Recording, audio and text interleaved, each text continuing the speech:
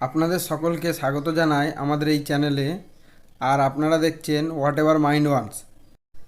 আপনারা সবাই কেমন আছেন কমেন্ট করে জানাতে ভুলবেন না। আর আজকে আমি আপনাদের দেখাবো যে কী করে সারা বছর ফ্রিতে বস্তা বস্তা গোবর সার পাবেন আপনারা। আমি তো সারা বছরই ফ্রিতেই গোবর সার নিয়ে আসি, আমার একটাও গোবর সার কিনতে হয় না। আর মোটামুটি আমার ছাদে যা সারের প্রয়োজন হয় ফ্রিতেই নিয়ে চলে আসি।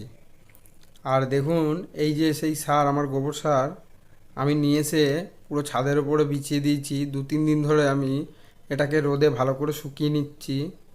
আর দেখুন পুরো ঝুরঝুরে হয়ে গেছে, পুরোপুরি ডিকম্পোজড হয়ে গেছে। দেখুন কত সুন্দর শুকিয়েও গেছে রোদে। আর এই সারটাই আমি সারা বছর আমি গাছে দিয়ে থাকি। যারা এই চ্যানেলে নতুন আছেন তারা সবাই চ্যানেলটিকে সাবস্ক্রাইব করে বেল আইকনটি বাজিয়ে দেবেন, আর লাইক করে ভিডিওটি শেয়ার করে দেবেন বন্ধুদের কাছে। আর আপনারা সবাই জানেন যে গোবর সার কতটা উপকার করে গাছেদের জন্য। গাছেদের জন্য গোবর সারের উপকারিতা একেবারেই অপরিসীম। আর দেখুন এখানে 2 জায়গায় আমার মেলে দেওয়া আছে ছাদের উপরে প্লাস্টিক পেতে। কত সুন্দর দেখুন, সারগুলো পুরোপুরি ডিকম্পোস্ট হয়ে গেছে, দেখেই বুঝতে পারছেন একদমই ঝুরঝুরে। এবার প্রশ্ন হলো যে গোবর সার কেন আমরা গাছে ব্যবহার করব। কারণ গোবর সারের প্রচুর উপকারিতা আছে। এতে calcium oxide, nitrogen, phosphorus, potassium, এছাড়াও বিভিন্ন খনিজ উপাদানও রয়েছে এর মধ্যে, যার জন্য আমরা সবাই এই সারটাকে গাছেদের জন্য ব্যবহার করে থাকি। বিভিন্ন চাষিরাও এই সার ব্যবহার করে থাকে। এই সারের প্রচুর উপকারিতা রয়েছে। আর এই সারটা আমি কোথা থেকে এনেছি আপনাদের এবারে দেখাবো। সেই জায়গাটা যেখান থেকে আমি সারা বছর ফ্রিতে প্রচুর বস্তা বস্তা সার নিয়ে আসি, এই হলো সেই জায়গা। এটা হলো আমাদের বাড়ির পাশেই একটা খাটাল আছে, সেই খাটালের থেকে আনা। দেখুন এই সামনে পুরো এগুলো নতুন, একদমই কাঁচা। আর পেছনে দেখুন জঙ্গলের মধ্যে যেগুলো আছে ওইগুলো পুরোপুরি ডিকম্পোস্ট, ওখান থেকে আমি নিয়ে এসেছি। আর এই সেই আমার সার, এগুলো পুরো শুকনো করা হয়ে গেছে।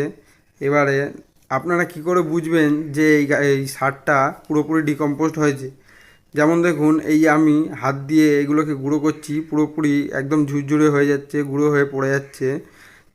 তার মানে আপনারা বুঝবেন যে এটা পুরোপুরি ডিকম্পোস্ট হয়ে গেছে, যার জন্যই ঝুরঝুরে হয়ে গেছে।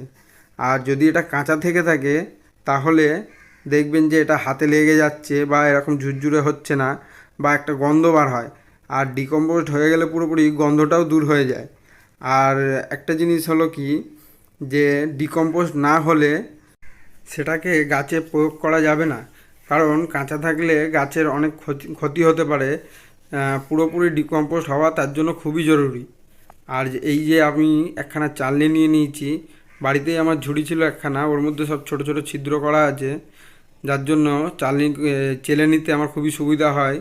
আর দেখুন আমি এখানে ওর মধ্যে দিয়ে সেটাকে চেলে নেব, আর সেটাই আমি পরে গাছে প্রয়োগ করব। দেখুন কত সুন্দর চেলে নিচ্ছি, আর নিচে গুঁড়ো গুঁড়োগুলো পড়ে যাচ্ছে। আর বাকি যেগুলো ডিকম্পোস্ট হয়নি বা কিছুটা শক্ত শক্ত থেকে যাচ্ছে, সেইগুলো ওর মধ্যেই থেকে যাবে, যেগুলো আমাকে গাছে ব্যবহার করা যাবে না। ওগুলোর ব্যবহার আছে, কিন্তু ওটাকে অন্যরকমভাবে অন্যরকম উপায়ে ব্যবহার করতে হবে, সেটাও আমি আপনাদের বলবো। তো এই যে আমি ভালো করে চেলে নিচ্ছি, আর চেলে জড়ো করে নিচ্ছি। দেখুন কত সুন্দর, দেখুন ঝুরঝুরে হয়ে চালা হচ্ছে। গোবর সার মোটামুটি ডিকম্পোস্ট হতে প্রায় 1 থেকে 1.5 বছর টাইম লাগে। রোদ বৃষ্টি সব কিছুই পেয়ে তারপরেই ডিকম্পোস্ট হওয়ার সেটা গাছে ব্যবহার করা যায়। এই দেখুন পুরো একদম ঝুরঝুরেভাবে, একদম কত সুন্দর দেখুন। আর এর কোনো বিকল্প নেই, এর মতো খাবার আর হতেই পারে না। একদম দারুণ খাবার, একদম গাছের জন্য খুবই উপকার। কত সুন্দর দেখুন ঝুরঝুরে হয়েছে, আর পুরোপুরি একদম ডিকম্পোস্ট। দেখুন আমি টোটাল এতটা চেলে বার করেছি, এখানে মোটামুটি প্রায় 20-25 কেজি মতো মাল আছে। দেখুন কতটা সার হয়েছে খালি। এই যা সার আছে আমার অনেক দিনই চলে যাবে। আবার যখন এটা শেষ হওয়ার মতো হবে তার কিছুদিন আগে গিয়ে আমি আবার নিয়ে আসবো ওখান থেকে। আপনাদেরও যদি কারো বাড়ি পাশে এরকম খাটাল থেকে থাকে তাহলে আপনারাও গিয়ে আনতে পারেন ফ্রি। কারণ এগুলো ওরা ফেলে দেয়, ওরা নেয় না, আর যে কেউ চাইলেই দিয়ে দেয়। আর এই হলো সেই যেগুলো ডিকম্পোস্ট হয়নি, বা যেগুলো গোটা গোটা রয়েছে সেইগুলোই, এর মধ্যে কিছু নোংরাও আছে।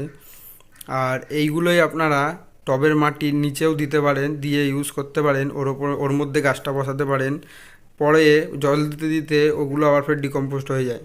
আর এই রকম কেঁচোর ছোট ছোট বাচ্চা এর মধ্যে প্রচুর আছে। এই কেঁচোগুলো গাছের জন্য খুবই উপকার করে। আর এখানে হয়ে গেছে সবগুলো, আর এই যে ড্রামের মধ্যে ভরে রেখে দিয়েছি, দেখুন এইভাবে স্টোর করা থাকবে, আমার অনেক দিন চলে যাবে। আবার দেখা হবে নেক্সট ভিডিওতে।